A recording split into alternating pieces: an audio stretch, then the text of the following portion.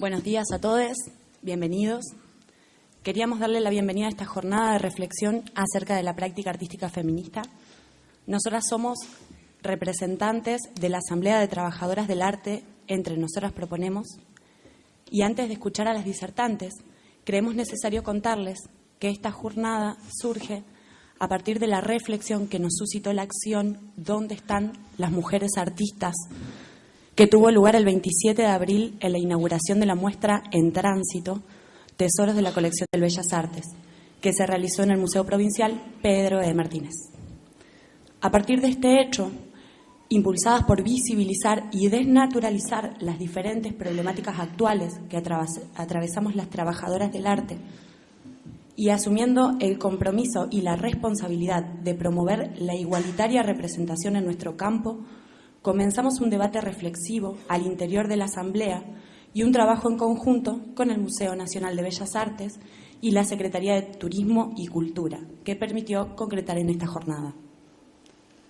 Consideramos importante destacar que las cifras de muestras individuales de los museos nacionales más importantes del país, de presencia en sus colecciones, de obtención de premios en los salones nacionales, demuestran un gran predominio de artistas varones, excluyendo a las mujeres de estas experiencias de legitimación y valorización de sus obras. Solo ocasionalmente en museos argentinos la participación femenina supera el 20%, mientras que el número de estudiantes mujeres en las carreras de arte supera el número de varones. Suena contradictorio, ¿no? Entonces, si el arte contemporáneo es producido tanto por varones como por mujeres, es necesario generar conciencia acerca del desbalance actual y es imprescindible lograr visibilidad en el arte contemporáneo, tanto como en su historia. Por otro lado, con el objetivo de corrernos del binomio varón-mujer, consideramos que esta propuesta es de carácter inclusivo, ya que las prácticas feministas cuestionan el sistema heteropatriarcal dominante, partiendo de la experiencia y la conciencia general acerca de la discriminación y la opresión de las mujeres y otros sujetos sociales jerarquizados por razones de clase, raza, identidad de género u orientación sexual, siendo el feminismo un momento dialéctico emancipador para todos. Ya finalizando esta presentación, para darle lugar a Georgina Glusman y Marcela Astorga, queremos contarles que esta jornada la organizamos desde la Asamblea Permanente de Trabajadoras del Arte, Entre Nosotras Proponemos, con el apoyo del Museo Nacional de Bellas Artes y el auspicio del secretario de la Secretaría de Turismo y Cultura, institución que declaró de interés cultural este encuentro a través de la resolución número 141. Agradecemos a estas instituciones y a todos los medios que se hicieron eco y le dieron difusión a esta jornada. A todos ustedes que están acá presentes, al Instituto Audiovisual de Entre Ríos, que está registrando esta jornada, a la vieja usina que nos recibe hoy, a Francisca D'Agostino y todo el equipo de técnicos que nos ayudaron a preparar este momento, a la PAN, que nos ayudó a brindar una maravillosa estadía para las disertantes, y a Parientes Editora, que se sumó con los obsequios. A continuación, Germán Andrés Gómez, funcionario a cargo de la Subsecretaría de Cultura, nos compartirá unas palabras.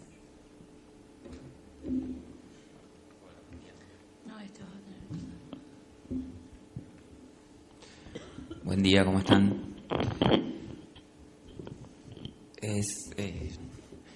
Es un acontecimiento interesante que suceda esto acá. Voy a ser muy breve, porque me parece que lo importante es escuchar lo que sigue y que puedan llegar a conclusiones interesantes y que nos ayuden en esta reflexión de las prácticas en el arte, de la participación y de que no tengan que suceder este tipo de cosas, o que tengamos que estar cuestionando sobre si hay o no cupos en distintas esferas, no solo en el arte. Creo que esta discusión está trascendiendo el arte y también está buenísimo que en nuestra cultura, que en nuestro país, supongo que esto está sucediendo en otros lugares, nosotras proponemos tiene lugar en todo el país, o sea que estemos aquí en Paraná hablando de esto, las felicitamos a las organizadoras y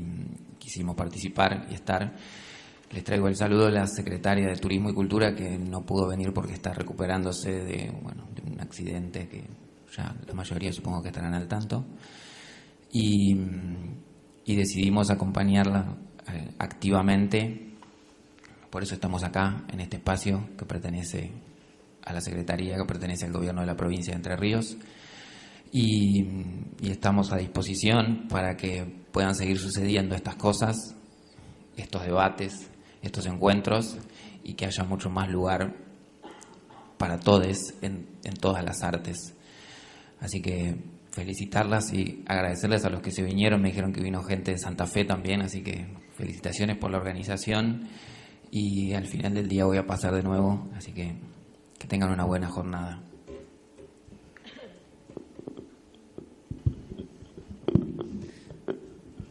A continuación, Julia Costa leerá unas palabras del Museo Nacional de Bellas Artes. Sí, una carta en apoyo que nos mandaron del Museo Nacional. Como autoridades del Museo Nacional de Bellas Artes, expresamos nuestra alegría y entusiasmo por la jornada de reflexión acerca de la práctica artística feminista. Organizada junto a nosotras proponemos Entre Ríos y la Secretaría de Turismo y Cultura de la provincia. Con el apoyo a esta actividad damos continuidad al compromiso asumido junto al colectivo Nosotras Proponemos, al que nos sumamos a principios de este año para pensar posibles acciones destinadas a que las instituciones dieran visibilidad a una representación que desde los números y las estadísticas se revela desigual. Históricamente, los museos no han incluido en sus colecciones más de un 5% de obras de artistas mujeres. Así surgieron las acciones que desarrollamos a partir del 8M, Día Internacional de la Mujer, en el Museo Nacional de Bellas Artes.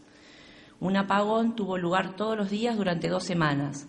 Entre las 18 y las 18:30 se apagaron las luces del primer piso del museo y solo se dejaron iluminadas las obras de artistas mujeres. Esos 15 días, Raquel Forner, Alicia Penalba, Delia Cancela, Marta Minujín, Gertrudis Chale, Margarita Paxa, Diana Eisenberg, Liliana Maresca, Marcia Schwartz, Liliana Porter, Marta Boto, Gret Stern, Sara Facio, Juana Romani, Dora Mar, Lía Gismondi, Luis Nevelson y Sara Grillo fueron las únicas protagonistas de la primera planta del museo. Ante un público tomado por sorpresa, con las salas en penumbras, quedó corporizada una desigualdad habitualmente no cuestionada. En paralelo, llevamos a cabo la exposición A la conquista de la luna, que presentaba destacadas obras de la colección de Bellas Artes, realizadas por 7 artistas mujeres que desafiaron y transgredieron algunos de los sobreentendidos que han regido el arte y su producción, así como la forma en que una serie de prácticas están indisolublemente ligadas a la masculinidad, cuestionando a través de su práctica las jerarquías de género. Ellas fueron Raquel Forner, Elba Byron, Diana Dweck, Graciela Sacco, Mónica Millán, Liliana Porter y Noemí Herstein. En la fachada del museo, además, colocamos imágenes de 2 obras de artistas mujeres presentes en nuestra colección, Juana Romani y Liliana Maresca. Con estas iniciativas se buscó reflexionar sobre un problema actual. La intención fue señalarlo, pero también tomar una posición al respecto. En el desarrollo de esta actividad buscamos continuar con nuestro compromiso.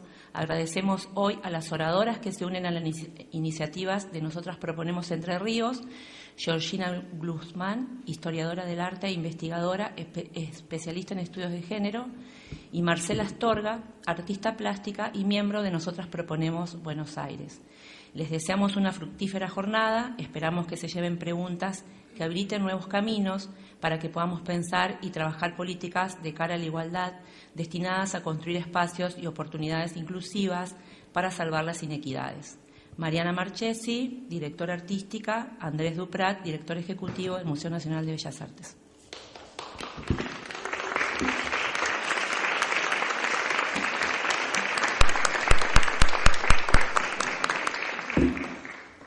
Ahora vamos a dar lugar a Georgina Glusman, que se va a acercar es nuestra primera disertante, así que la recibimos con un aplauso, y Carla Boto, que la va a presentar.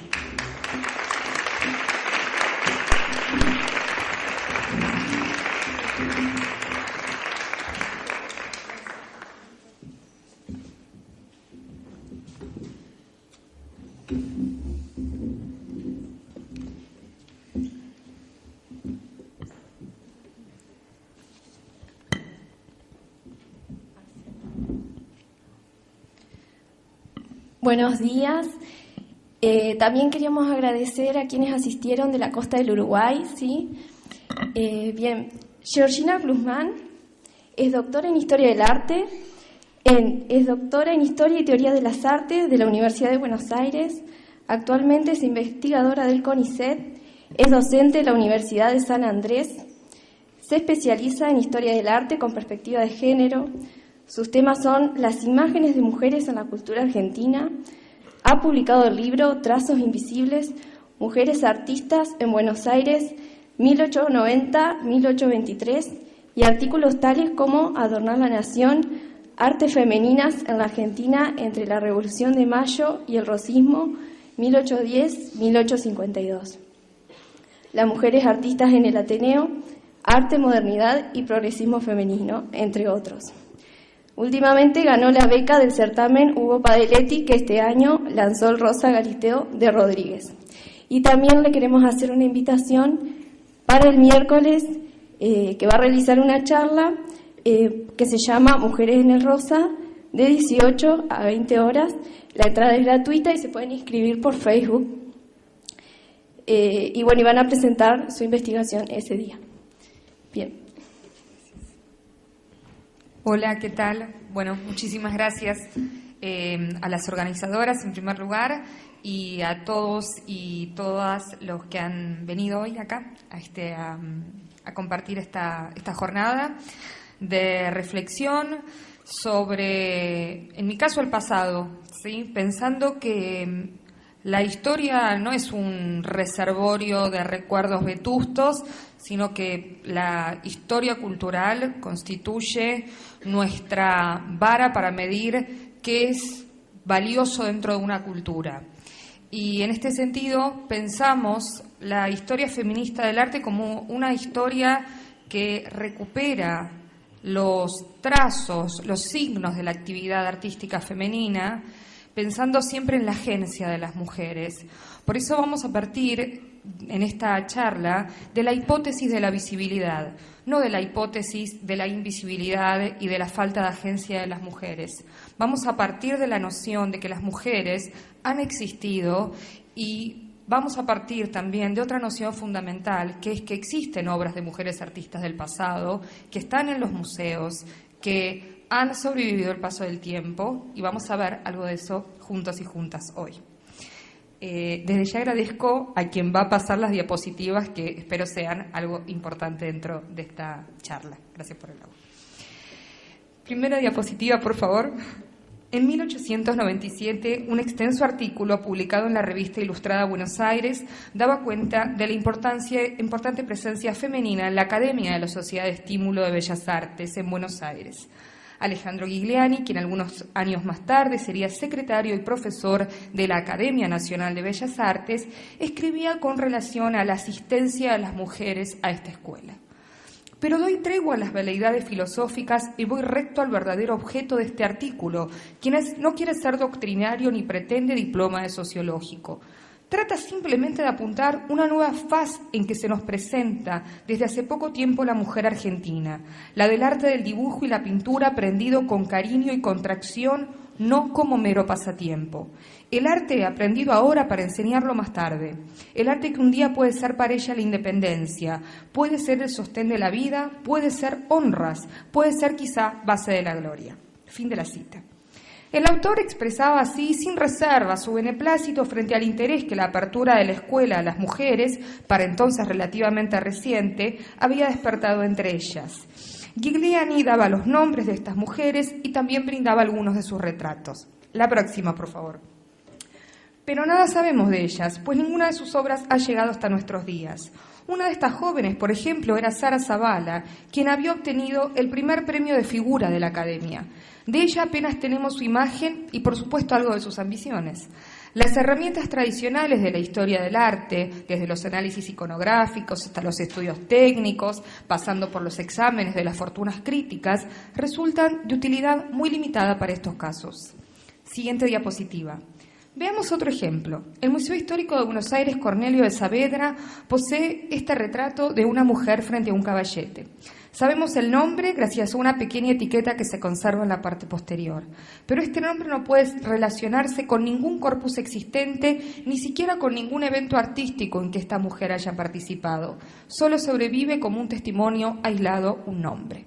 Siguiente, por favor.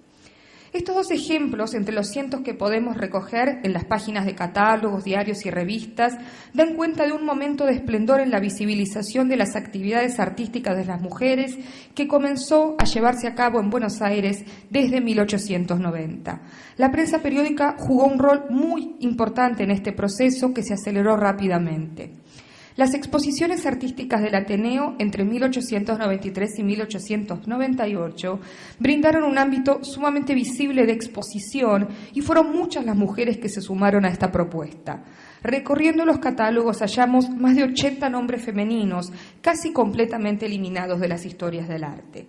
De las decenas de obras expuestas por mujeres, conocemos apenas un puñado de ellas. La próxima, por favor. Aquí vemos una obra de las que Hortensia Verdier expuso en este espacio del Ateneo. También orientó sus envíos, como otras expositoras, hacia el género del paisaje. Ya en 1882 había expuesto un grupo nutrido de acuarelas y también obras sobre porcelana en la Exposición Continental. En 1894, en la muestra del Ateneo, vendió la obra Un lago de Palermo y unió su nombre a los otros dos únicos vendedores, que fueron Sívori, de la Cárcova y de la Valle. Interesante, ¿no? El nombre de una artista completamente obliterada de las historias del arte al lado de estos tres grandes maestros como los únicos 4 vendedores. 2 notas de Juan Cruz Varela, conservadas celosamente en uno de los álbumes de Hortensia, daban cuenta de la otra circulación de su obra, la circulación privada en el contexto de la alta sociedad porteña. Canal de San Fernando es una obra enraizada en la sociabilidad de su época y en el conocimiento de la naturaleza de una joven de la alta sociedad porteña, transformados en una obra de altísima calidad técnica. A diferencia de su hermana Corina, la próxima, por favor, que en el único álbum sobreviviente ha dejado bellos pero estereotipados paisajes, Hortensia, en cambio, la próxima diapo, tomaba apuntes del natural que luego volcaba en obras de mayor aliento o que simplemente permanecían como testimonio de sus incursiones por el Tigre. Apenas unas pocas obras más de Hortensia Verdier se conservan y, sin embargo, ella constituye un caso excepcionalmente bien representado. La próxima, por favor. En efecto, la ausencia de obras de mujeres artistas del pasado constituía ya para la estudiosa Germaine Greer, en su clásico estudio The Obstacle Race de 1979, uno de los grandes obstáculos a los que las artistas y la fortuna de sus memorias críticas debían enfrentarse. La pensadora australiana se refirió a este factor como la obra que desaparece. Greer se ocupaba allí de analizar ¿por qué hay tan pocas obras de mano femenina de periodo anterior al siglo XX? En primer lugar, señalaba que las técnicas deficientes utilizadas por muchas artistas que habían tenido formaciones accidentadas habían ocasionado una mala adhesión de los pigmentos al soporte, originando problemas de conservación. La ausencia de firmas también intervenía en este proceso. Otro escollo que debe superar la obra de un artista del pasado es la presunción de que las obras no firmadas consideradas de gran calidad, entre comillas, son de autoría masculina. Siguiente diapo, por favor. En otros casos, la escasez de obras hechas por mujeres se relaciona con decisiones institucionales.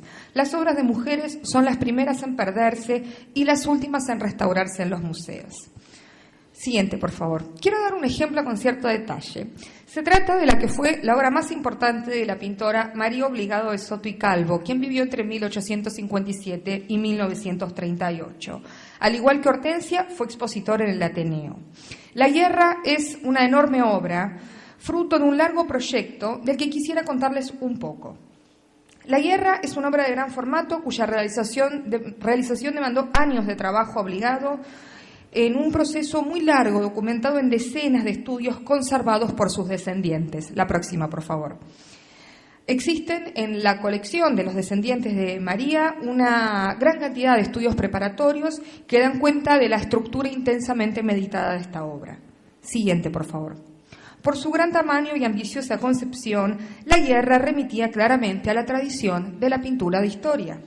Además, el proceso de enmarcación de ganado, al que hace referencia la obra, estaba entonces siendo sustituido por una técnica más moderna. La Guerra se integraba, por otro lado, a una serie iconográfica vinculada al importante desarrollo del género costumbrista en Argentina a lo largo del siglo XIX. Por la convergencia entre un gran formato y una iconografía de fuerte raigambre local, La Guerra fue un proyecto singular y difícilmente equiparable a las producciones de otros artistas argentinos en Europa, pues cabe decir que María en este momento se encontraba residiendo en Europa. De hecho, los otros artistas que expusieron en el Salón parisino invariablemente se enfocaron en temas de menor raigambre local. La obra fue sumamente bien recibida en Francia, fue reproducida en el catálogo, lo que ya era una marca de distinción, y también fue reseñada en la prensa. Un artículo conservado entre los papeles de María Obligado señalaba, y voy a citar a este crítico francés, muy pocas veces nos toca ocuparnos de una obra de esta importancia, y la definía con toda claridad como una pintura histórica. Con esta obra y otras de tema histórico que produjo en estos años, María Obligado buscaba un lugar dentro de la construcción de un imaginario nacional. Siguiente, por favor. Como Lola Mora y otras artistas mujeres, Obligado no puede ser encasillada en una identidad artística simple, pues sus obras estuvieron lejos de limitarse a géneros considerados estereotipadamente femeninos y se expandieron hacia el territorio de la construcción de iconografías nacionales desde fecha relativamente temprana.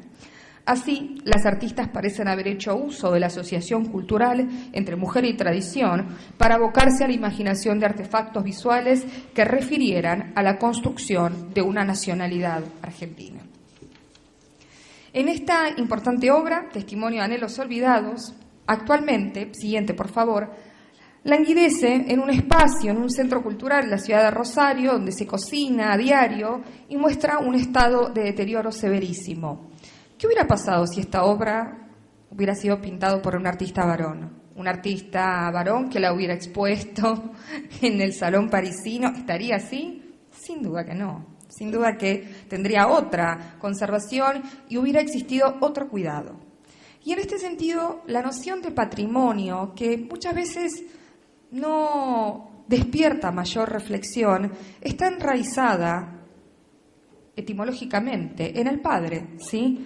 La promoción incansable del genio masculino se asocia íntimamente con la idea del patrimonio, con aquello que debe ser conservado, con la herencia del padre, ¿no? Piensen qué quiere decir el matrimonio, ¿no? La esfera doméstica, aquello que es no trascendente, que se supone que es inmanente, siempre igual a sí mismo.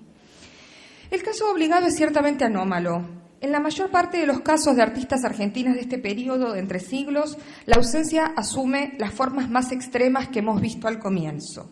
En efecto, son muy pocas las artistas que podemos asociar a un corpus de cierta envergadura. La siguiente, por favor.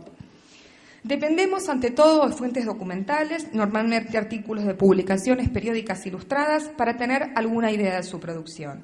Para las mujeres artistas, la mera supervivencia de sus obras ya fue un logro destacable. Siguiente, por favor. Privados en muchos casos de sus obras, recurrimos no solo a la prensa, sino también a los relatos tempranos sobre la historia del arte en Argentina, escritos desde 1920 en adelante.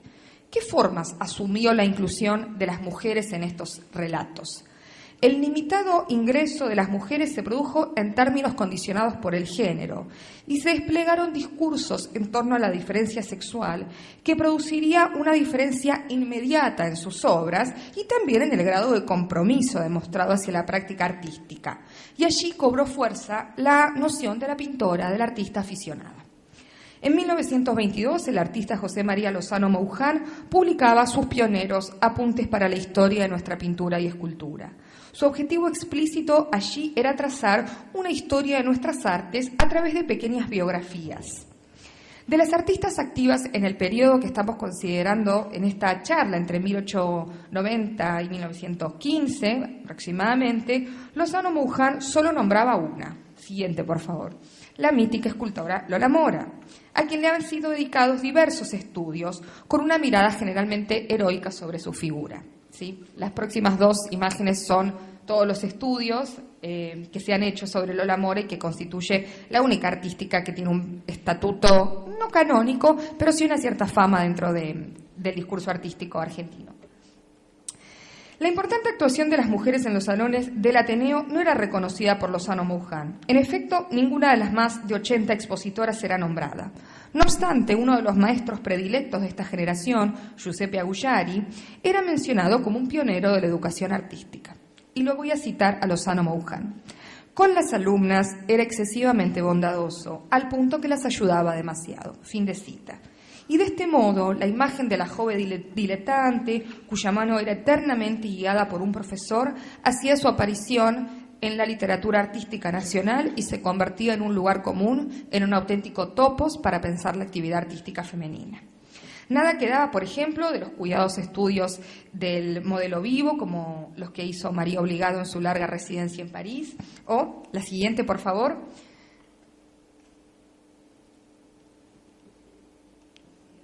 Siguiente. Creamos suspenso. Aquí estamos. Muchas gracias.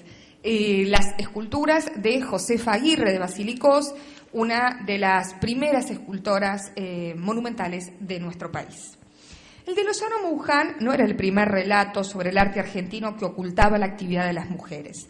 A lo largo de 1883, el joven Eduardo Schiaffino, fundador y primer director del Museo Nacional de Bellas Artes, había publicado en el diario una influyente serie de textos titulada Apuntes sobre el arte en Buenos Aires, que constituiría la base de su obra histórica más importante, el ambicioso volumen La pintura y la escultura en Argentina, publicado en 1933.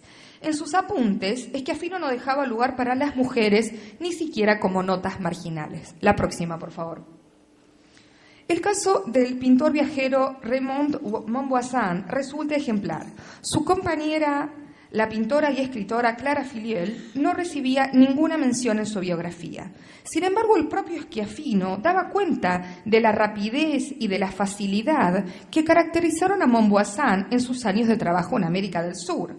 Por supuesto, esta pretendida rapidez, esta pretendida celeridad en la ejecución estaba relacionada con la actividad de Filiel, prolífica retratista por derecho propio, además de colaboradora frecuente de Montvoisin, pero oculta bajo la firma única del maestro.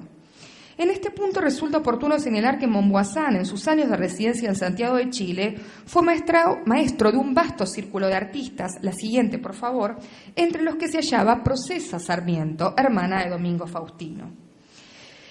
El pintor francés y el político argentino establecieron una amistad y fue el propio Sarmiento, en sus escritos sobre arte, quien reconoció la participación de Filiel en su vasta producción retratística. En cambio, Schiaffino prefería mantener la ficción de un autor único, masculino y sin ninguna fisura. Siguiente, por favor.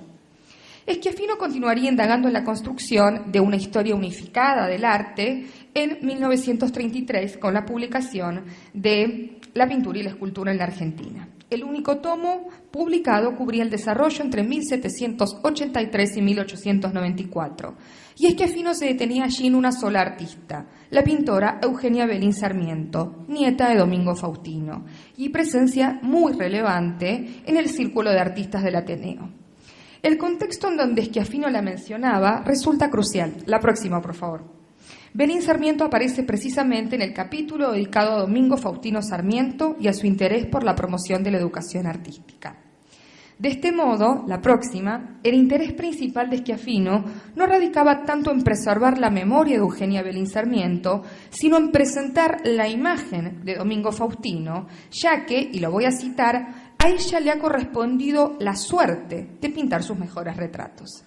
La única obra reproducida de Belín Sarmiento era el retrato de Sarmiento, estableciendo la inequívoca y duradera conexión entre la artista y los retratos de su abuelo. No se mencionaba la vasta producción del artista ni su profesionalización temprana. En efecto, sus retratos, paisajes y naturalezas muertas parecen haber sido apreciados por el creciente mercado del arte porteño. Apreciada por sus contemporáneos, la complejidad de la figura de Eugenia Belín Sarmiento languideció y quedó fijada como la autora simplemente de las imágenes más fieles del prócer. En tal sentido, el catálogo que la estudiosa sarmientina Julia Ottolenghi realizó en la década del 40 resulta revelador. Este documento, que se conserva en el Museo Histórico Sarmiento, recoge la existencia de decenas de pinturas de Eugenia Belín Sarmiento, tanto en colecciones privadas como en colecciones públicas. Por la cantidad, está claro que se trató de una artista comprometida con su práctica y de abundante producción. La próxima, por favor. La próxima. Una de las escasas imágenes del artista trabajando que se conserva la muestra en un estudio atiborrado de telas, algunas de las cuales conforman actualmente el patrimonio del Museo Histórico Sarmiento. La fotografía da cuenta de la posesión de un lugar de trabajo propio y se entronca con otras imágenes contemporáneas de la mujer artista como profesional, posando en un espacio acorde a su actividad y abocada a una tarea excluyente que le demanda toda su atención. Poco quedaba de esta carrera en el relato de Schiaffino, al instalar como única obra digna de ser reproducida el retrato de su abuelo y al ligar a Eugenia con los llamados géneros menores, Schiaffino realizaba un doble proceso. La presentaba como artista de mérito, sí, pero también la reducía a la práctica de una pintura estereotipadamente femenina y de retratos ligados a su vida familiar. De este modo desconocía la complejidad de la figura y daba el espaldarazo definitivo a la equiparación de una generación entera de mujeres artistas con la categoría, con la etiqueta reductora de aficionadas. Por otro lado, Schiaffino mencionaba al pasar que Belín Sarmiento había sido discípula de Procesa Sarmiento, su tía. Y a pesar de aludir esta relación de formación con su tía, Schiaffino se refería preferentemente a la influencia de Domingo Faustino sobre Eugenia. Lo que se pone de relieve es aquello que Mira Shore ha denominado un linaje paterno. En efecto, la historia del arte como discurso ha privilegiado una genealogía exclusivamente masculina, ocultando la existencia de un linaje subterráneo, materno, de maestras y discípulas. Procesa Sarmiento había sido una artista de actuación destacada. Había trabajado como retratista en Chile hasta su casamiento en 1851 con Benjamín Lenoir, padre de sus dos hijas. Tras algunos años de haber estado abocada a su vida familiar, Procesa volvió a retomar la actividad artística, pues a raíz de un accidente su marido no pudo continuar trabajando. Y Procesa así retoma su actividad y va a establecer un instituto educativo en el campo del arte y también abrió un taller pictórico donde realizaba retratos y cuadros decorativos. La figura de Schiaffino, por supuesto, nos conduce ineludiblemente al Museo Nacional de Bellas Artes, fundado por él en 1895, sobre todo porque estamos aquí convocadas y convocados por los conceptos de maestría, patrimonio y tesoros. En Argentina el Museo Nacional ocupa un sitio destacado, no tengo ni que decirlo.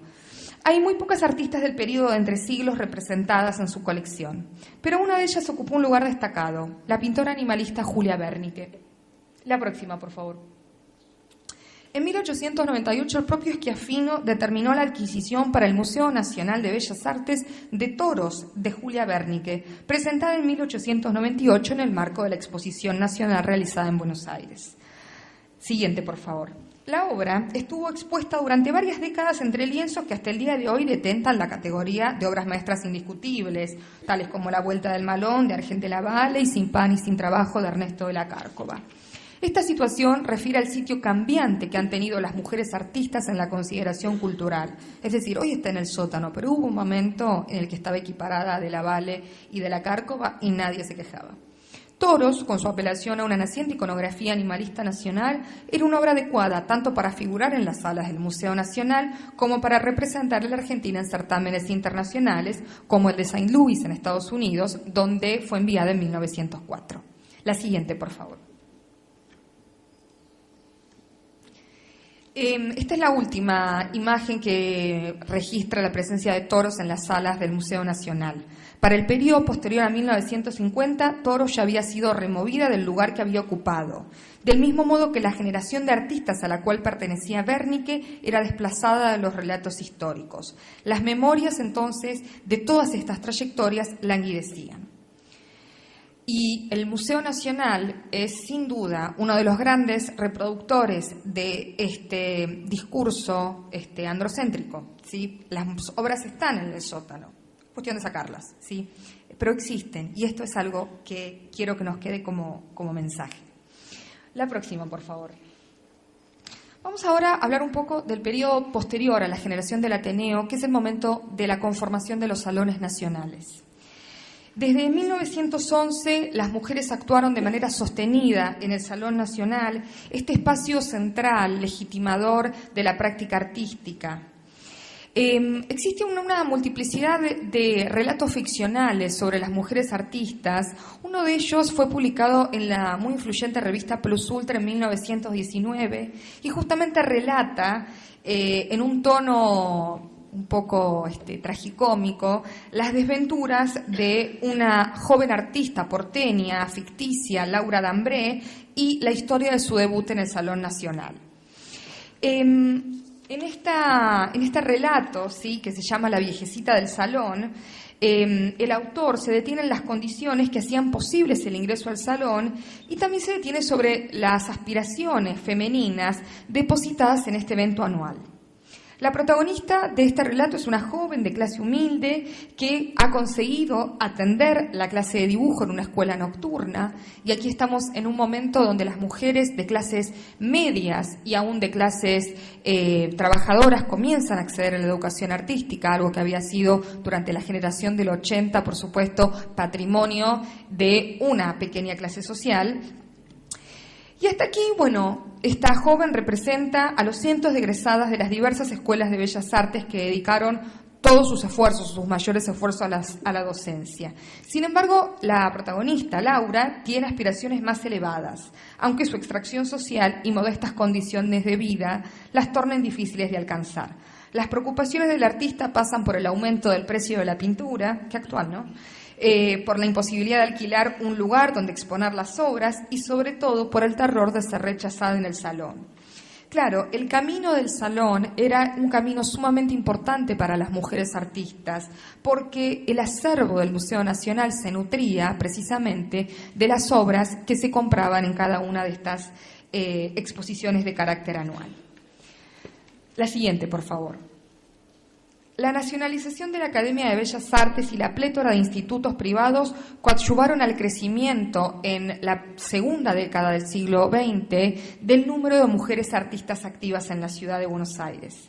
Y durante los primeros años del siglo, las mujeres dieron cuenta de su interés por nuevas direcciones artísticas y de una intención de conquistar posiciones destacadas en el campo artístico. La vía más importante, sin duda, donde las artistas jugaron la mayor cantidad de sus fichas, fue la posibilidad de exhibir en el salón para acabar siendo parte del acervo o del patrimonio del Museo Nacional de Bellas Artes. Luego desplazadas de la mayor parte de las historias del arte, artistas como María Washington, Enela Ruiz, Clorinda Sana, Lía Gismondi, Emilia Bertolé, Lía Correa Morales, Esperanza Díaz de Iranzo, Ana Weiss y Ketty Ross Boroglia vieron ingresar sus producciones en el espacio más importante del país antes de 1923. ¿Cuántos nombres de estos conocemos? Muy pocos, ¿no? En tal sentido, conviene recordar que, como ha estudiado María Isabel Baldassarre, la Comisión Nacional de Bellas Artes en el Salón determinaba un sistema de premiaciones del que las mujeres estuvieron casi totalmente relegadas. Los grandes premios fueron obtenidos sistemáticamente y hasta 1924 por varones. La figura que quiebra este esquema es Raquel Forner, quien en 1924 obtiene su segundo premio, por primera vez alcanzando una de las tres grandes distinciones.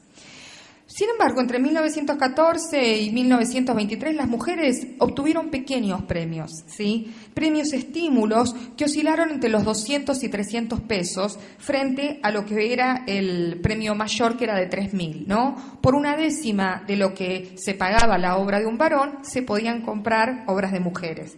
¿A alguien le suena familiar esta situación? Lia Gismondi, la próxima, por favor, fue una expositora frecuente que se abocó sobre todo a los paisajes y a los estudios con figuras.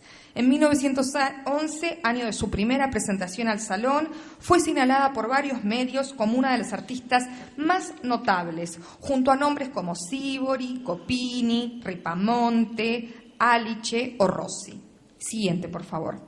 No era una recién llegada. En 1907 había presentado la primera exposición de paisajes en la Galería Whitcomb, compuesta por 44 obras. En la tribuna se publicó una extensa reseña de la muestra, elogiando la producción del artista. ¿Podemos ver la siguiente? Ante los lienzos de la señorita Gismondi se constata una vez más la afirmación de que en arte el distingo entre artistas y aficionados es tan caprichoso como improcedente.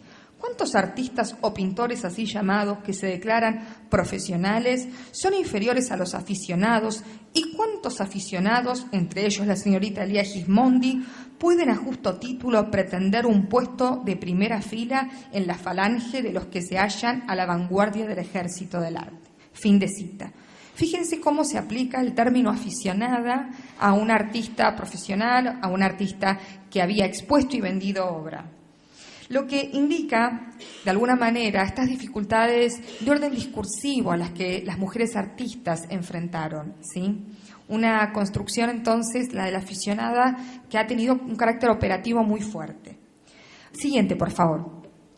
Una de las obras expuestas, de las tres que expuso en 1911 en el Salón Nacional, Europa, Estudio de Montaña, fue adquirida por la Comisión Nacional de Bellas Artes por, les decía antes, 200 pesos, es decir, una 15ª parte de lo que era un premio mayor. Un óleo de medianas dimensiones, donde el artista representa, con su pincelada rápida y vibrante, una vista de Europa, una zona montañosa en Piamonte, en la provincia de Biella. Y recordaba los años de formación del artista que había residido en Turín, donde había estudiado con los maestros Giacomo Grosso y Lorenzo de Leani. Sus envíos posteriores al Salón, como los que vamos a ver ahora, el siguiente, por favor, no se mantuvieron estrictamente en el género del paisaje, que le había valido esta recompensa, sino que expuso obras como Chinita o como, siguiente por favor, Manola. Y en términos generales vemos que las mujeres de Gismondi no presentaban modelos femeninos novedosos. Junto a las imágenes de mujeres en vistosos atuendos regionales, sin embargo, Gismondi cultivó la representación de otro tipo de mujeres más modernas. Siguiente. En El espejo, presentada en Whitcomb en 1919, mostraba a una joven acomodando su sombrero antes de salir. Fue una obra sumamente celebrada en las páginas de diversos medios. Una obra de una mujer moderna, simplemente acomodándose el sombrero antes de salir. Otras artistas, en cambio, la próxima, se abocaron con mucho mayor ahínco a la construcción de una iconografía de la mujer moderna. Y en este sentido, varias artistas, entre las que se encuentra Fides Castro, contribuyeron a la conformación de nuevas iconografías femeninas, en este caso a través de la figura de las mujeres entregadas a actividades deportivas, un tema que retomaría en cierta manera Forner ya en la década del 20. Siguiente, por favor. El salón también se pobló de la mano de las mujeres artistas, de jóvenes de mirada triste y de vida interior profunda, ocupadas, siguiente por favor, a veces en la lectura, siguiente por favor, en vertientes que además fueron combinadas con el desnudo. Siguiente. El redescubrimiento de la producción artística de las mujeres en el periodo entre 1890 y 1920 revela una riqueza no captada por la literatura artística. Y el repertorio de mujeres artistas de este momento, incluidas y estudiadas en las historias generales del arte, se ha ido reduciendo hasta límites extremos, llegando en la actualidad a casi desaparecer.